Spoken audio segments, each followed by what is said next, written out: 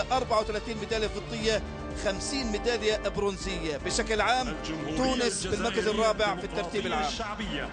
يتقدم الفريق بطل الوثب العالي عبد الرحمن حماد، هو نجم الوثب العالي.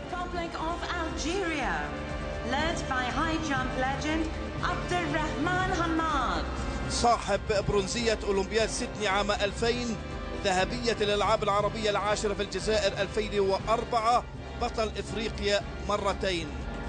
تشارك ب20 لعبة رياضية، وتشارك في ألعاب هامة الأبرز السباحة وألعاب القوى والجودو والتايكوندو. في آخر دورة في مصر كانت قد شاركت في 179 رياضيا وحصدت 128 ميدالية، كان هناك 32 ميدالية ذهبية. الجزائر استضافت الدورة العاشرة عام 2004 واحتلت المركز الثاني بالترتيب العام بعد مصر برصيد 229 ميدالية، منهم 74 ميدالية ذهبية. الجزائر بالترتيب العام في تاريخ الدورات العربية بالمركز الخامس برصيد 748 ميدالية. جيبوتي يتقدم الفريق بطل ألعاب القوى